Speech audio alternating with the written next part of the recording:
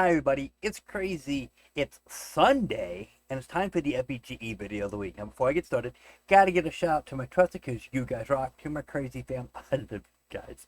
Now, we're up to episode number 133, and last week I was trying to either go for Friday or Sunday because Monday was a little bit too rough.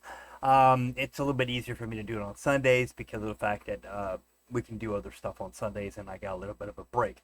So it's gonna be from Sundays from here on out. But if every now and again I forget to do it on a Sunday or something comes up, then I can actually still do it on a Monday for y'all. So it'll be either Sunday or Monday. So I'm gonna go for Sundays. Okay. So let's get started. Last week we left off with. Let me see if I can do this. Oh, no, wrong one. I don't know why I keep hitting that button. But anywho, BLF font drawing. Okay. We also left off with the file. It's called Color Picker. I believe that was it. I'm hoping it was. But that's what we left off with. You can actually pick the colors and you go through, and it goes through a list of them, and you pick the color that the mouse is actually sitting on. Alright, so this is actually going to be the last one in this chapter. That's why I saved it for today, because I wanted to end off chapter 7 on a video, and I didn't want to continue on with a couple other things. I wanted to be able to end it pretty easily with y'all on the end of chapter 7. Okay, so we'll continue on with chapter 8 next week. Alright, so BLF font drawing. If you need to control text drawing directly from your scripts, you may need to use this module. Be aware. Beware though, that this module is a low-level API that has to be combined with the OpenGL wrapper to handle text properly. The BLF module works in 3 stages. 1. Create a new font object. 2. Set the parameters for the text, size, position, and so on. And 3. Draw the text on screen. Okay, so for the example, we're going to do writing Hello World, which is in chapter 7, 8 BLF. So let's go ahead and go up here to File. We're going to hit Open. We're going to go back one. We're going to go down here in the 8 and hit BLF and Hello World. Okay, so if we click on that, you will see all this information here, and why they changed it to the other side is beyond me, but let's do it like that. Okay, so in the init function, so that's this right here, define init.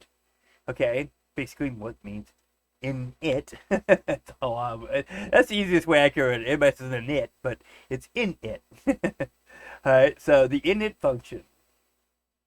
Alright, so let's see.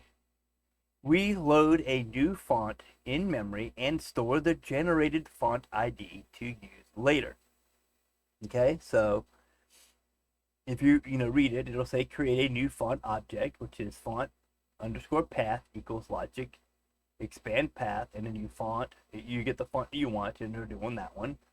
Okay, logic.font ID equals blf.load font underscore path. So it's going to load this path. It's going to load this font. Okay, so the actual function responsibility for writing a text is stored in the scene post draw routine, part of the OpenGL calls.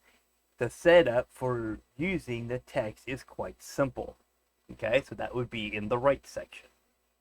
All right, so it's going to be using the OpenGL wrapper. Okay,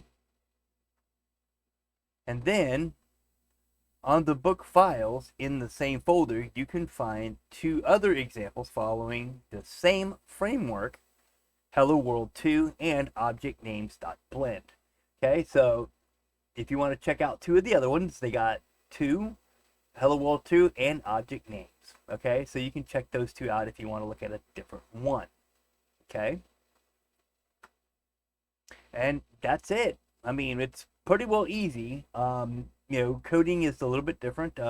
You just got to know what is what and what does what, and it'll kind of help you out. So when you're doing a script and you want to get into scripting, check the API out. It's very important that you look at that because there's a lot of information there that can actually help you out learning how to do scripting. Now, some of y'all are like, oh God, thank God, Crazy's done with the scripting one. That took forever. Yes, but scripting actually gives you more freedom, okay, and more abilities to get stuff done. You can rely on logic bricks, but you're going to have to do scripts sometime, whether it be you writing your scripts or somebody else writing your scripts. When you have somebody else write your scripts, you have one issue with, can you trust that person?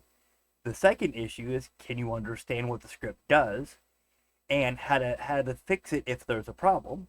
Okay, that would be 3. So, I mean, that's just a few of the problems that if you get from somebody else. If you write your own scripts, okay, your own scripts, you'll know what each one does because you wrote it, you know. And if you're just following along from like a tutorial or something, you can always go back and look at that tutorial and figure it out again. Okay, so scripting isn't as hard as what you're thinking it is. If you're thinking, oh my God, scripts are just terrible, they're just a problem. No, they're not. They're only as much hard work as you make them. You know, if you don't understand scripting, hey, it's not a big deal. You still got, you know, logic bricks you can use to do a lot of cool stuff. But if you want to get more in depth and have better functionality in your game, you're going to want to make with scripts. So either learn how to do it or find somebody who does.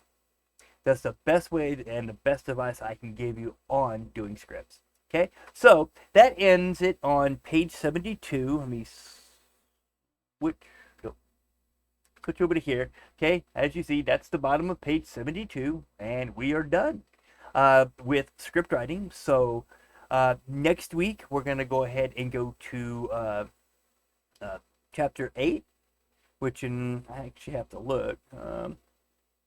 We can have it back up. Let me scooch that out of the way so it's not bugging y'all. Okay, so chapter 8 is going to be optimization. Okay, so next week, next Sunday, we'll start with optimization chapter 8. Okay, so let's go ahead and switch on back over here. It's going to be a very short lesson, huh? Only 7 minutes, so it gives me time to talk to you. If you don't like to hear me gabber, then you know you shouldn't be watching my videos because yeah, that's what I always do, is gabber through my videos. So next week, chapter 8. I don't know what. Let me see if I can pull it up here.